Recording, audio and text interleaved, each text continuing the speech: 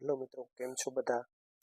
તો આજે આપણે જે પ્રાથમિક શાળાની અંદર જે ગુણાંકન 2026 છે તે પોર્ટલ ખુલી ગયું છે અને તેની અંદર લોગિન કઈ રીતે કરવું અને કઈ રીતે માહિતી જેમાં છે ફોટા અપલોડ કરવા તેની માર્ગદર્શિકા છે તેના આધારે આપણે જોઈએ. તો સૌપ્રથમ તમારે જે ગૂગલ અથવા ક્રોમની અંદર જઈ અને આ પોર્ટલ છે તે ખોલવાનું છે. પોર્ટલની અંદર GSQAC ખોલશો એટલે આ રીતનું ડેશબોર્ડ છે એ તમારા જે મોબાઈલ અથવા તો કોમ્પ્યુટરની અંદર ખુલી જશે અને લોગિન ઉપર જવાનું છે. લોગિન ઉપર જશો એટલે ત્યાં નીચે આપણે તમારે જે સ્કૂલ લોગિનનું બટન છે તેના ઉપર જવાનું છે. સ્કૂલ લોગિનના બટન ઉપર જઈ અને ત્યાં તમે ક્લિક કરશો એટલે તમારું જે સ્કૂલનું છે તે લોગિન ખુલી જશે. અને સ્કૂલના લોગિન ખુલવા માટે તમે અહીંયા જોઈએ છીએ તો આપણે તેનું લોગિન કઈ રીતે કરવું. તો ત્યાં સ્કૂલ લોગિનની અંદર સ્કૂલ ડાયસ કોડ છે, એટલે કે તમારો જે શાળાનો કોડ છે ડાયસ કોડ તે તમારે એન્ટર કરવાનો છે અને ત્યારબાદ પાસવર્ડ નાખવાનો છે. હવે પાસવર્ડની અંદર શરૂઆતમાં તમારે 1 2 3 4 5 6 7 8 એ રીતનો પાસવર્ડ છે તે નાખી દેવાનો છે, સેટ કરવાનો છે પ્રથમવાર જ્યારે આપણે લોગિન કરીએ ત્યારે. તો ત્યારે આ બાદ લોગિન કર્યા બાદ તમારે જો પાસવર્ડ પાછો બદલવો હોય તો તમે પાસવર્ડ છે તમારી રીતે લોગિન કરી અને બદલી શકો છો. તો એમાં નીચે આપણને આપેલું છે અહીંયા કે ભાઈ રીસેટ પાસવર્ડ છે તેના ઉપર તમારે જવાનું છે. રીસેટ પાસવર્ડ ઉપર જશો એટલે તમે પાછો સ્કૂલનો ડાયસ કોડ નાખવાનો છે અને તમારે તમારો મોબાઈલ નંબર છે તે નાખવાનો છે. મોબાઈલ નંબર નાખી અને સેન્ડ ઓટીપી કરશો એટલે તમારા મોબાઈલ નંબર ઉપર છે એક ઓટીપી આવશે.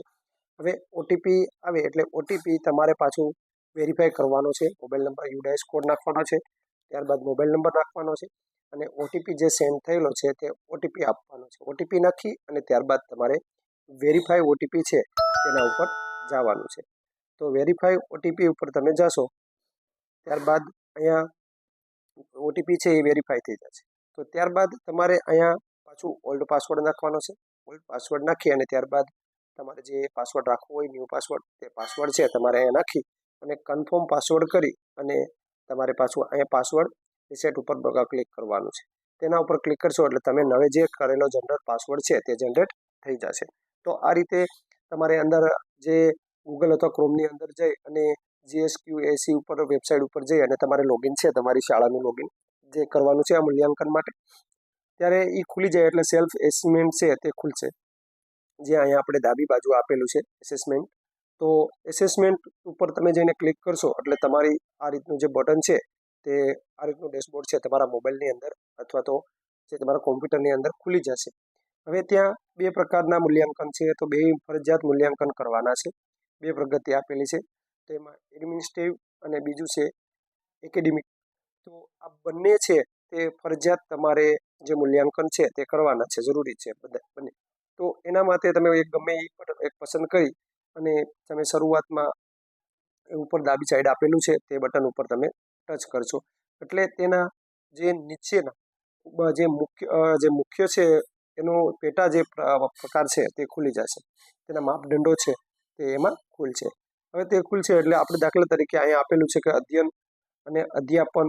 તો કેવી રીતે તેના ઉપર ક્લિક કરો છો એટલે એ ઉપર ક્લિક કરતા તેના નીચેના જે પેટા જે વિભાગો છે તે બધા તમને અહીંયા બતાવશે કે કઈ રીતે તેના જે સબડોમેન્ટ છે તે પસંદ તમારે કરવાનો રહેશે. અને તેના ઉપર તમે ટચ કરશો એટલે કે જે અલગ અલગ જે પેટા પ્રકારો છે, જે પેટા અંદરની જે છે તે બધા જ તમારે માપદંડ છે તે ખોલી અને આ રીતે ખોલશો એટલે તમને એક પછી તમારા જે મૂલ્યાંકન કરવાનું છે. તો દાખલા તરીકે અહીંયા આપેલું છે આપણે કે વર્ગખંડ વ્યવસ્થા અને પાવાવરણ. તો એની અંદર તેના જે ઓપ્શન છે તે તમને આપેલા છે. ઓપ્શન છે એ તમને ત્યાં આપેલા છે. તેમાંથી તમારે કોઈ પણ એક ઓપ્શન છે તે પસંદ કરવાનું છે. પસંદ કરી અને નેક્સ્ટ કરવાનું છે. અને જો પસંદ કરો તો એમાં એવું જરૂરી નથી કે તમે પસંદ કર્યા પછી કોઈ પણ માપદંડ છે જો અમુક જરૂરી લાગુ પડતું હોય તો તમારે તે ટચ કરવાનું છે, તો તમારે એનો દસ્તાવેજ છે તે અપલોડ કરવાનો રહેશે. પણ એવું નથી કે ભાઈ અમુક જગ્યાએ તમારે કોઈ લાગુ પડતું નથી અથવા તો ઝીરો છે એવું કોઈ પણ, તો ત્યાં કોઈ પણ પ્રકારનો અપલોડ છે તે ડોક્યુમેન્ટ છે તે અપલોડ કરવાનું રહેતું નથી. જ્યારે કોઈ પણ તમે કક્ષાએ 0 અથવા તો લાગુ પડતું નથી એવું તમે પસંદ કરો છો ત્યારે કોઈ પણ ડોક્યુમેન્ટ કે આધાર પુરાવો છે એ કોઈ લાગુ જે તમારે ત્યાં અપલોડ કરવાનો રહેશે નહીં. અને જે દસ્તાવેજ તમે ટીક કરો છો એની અંદર ટીક કરેલા દસ્તાવેજની અંદર તમારે તેનું લાગુ પડતું ડોક્યુમેન્ટ છે તે તમારે ત્યાં અપલોડ કરવાનું રહેશે. અને જે તમે ઉપર આપેલું જે ટીક કરેલું છે એમાં માટે તમારે ફરજિયાત જેની ઉપર તમે ટચ કરશો તો એમાં તમારે ફરજિયાત તેનું જે જેપીજી અથવા પીએનજી અથવા તો પીડીએફ ફોર્મેટની અંદર 5 MBનું જે ડોક્યુમેન્ટ છે તે તમારે અપલોડ કરવાનું રહેશે. ત્યાં વ્યૂ કરશો એટલે તેના ઉપર તમારે ડોક્યુમેન્ટની અંદર તમે જશો અને ત્યાં તમારું ડોક્યુમેન્ટ છે તે તમારે અપલોડ છે તે કરી દેવાનું રહેશે. અપલોડ ડોક્યુમેન્ટ કરો ત્યારે પણ જો દરેક પેટા સેવ છે તમે સેવ કરો છો ટેચ કરો છો ત્યારે તેની અંદર ફરજિયાત તમારે દરેક પેટાને તમારા જવાબ આપેલા છે એસાઇનમેન્ટ પર ક્લિક કરીને ફરજિયાત તમારે તે સેવ કરવાનું રહેશે. જો તમે સેવ કર્યા વગરનું હશે તો તમારા ડેટા છે ત્યાં ફરીથી તમારે અપલોડ કરવાના રહેશે. એટલે કે ફરીથી તમારું જે સેવ કરવાનું ભૂલાઈ જશે તો તમારે એ ફરીથી ત્યારબાદ તમારે પ્રોસેસ ફરીથી વધારે કરવી પડશે. અને ત્યારબાદ તમે સેવ એસાઇનમેન્ટ ઉપર જ્યારે ટચ કરશો એટલે તમારા જે ડોક્યુમેન્ટ છે તમારા જે આવી રીતે પેટા દરેક જે બંને મૂલ્યાંકનો છે તે 100% કામગીરી પૂર્ણ થઈ જશે. ત્યાર પછી બધું જ મૂલ્યાંકન સબમિટ કરો એવું જ તમારું જે નીચે ઓપ્શન છે તે તમારે એની અંદર આવશે.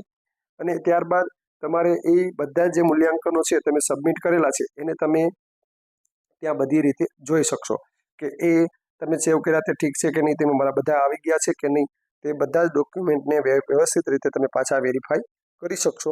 અને ત્યારબાદ તમે જે વેરીફાઈ કર્યા ત્યારબાદ તમારું જે મૂલ્યાંકન છે એ ઠીક છે તેમ કરી અને તમે આગળ વધી અને ત્યાં આપણે તમે ફાઇનલ સેવ છે તે આપી શકો છો. તો આવી રીતે જે શાળાનું ગુણાંકન જે કરવાનું છે તેમાં તેનું લોગિન છે આ રીતે કરી અને આ રીતે તમારા ડોક્યુમેન્ટ છે બધા જ અપલોડ કરવાના રહેશે. જો તમને મારી વિડીયોથી માહિતી પૂર્ણ મળી હોય તો વિડીયોને આગળ શેર કરજો, ચેનલને સબસ્ક્રાઈબ કરજો અને ધન્યવાદ.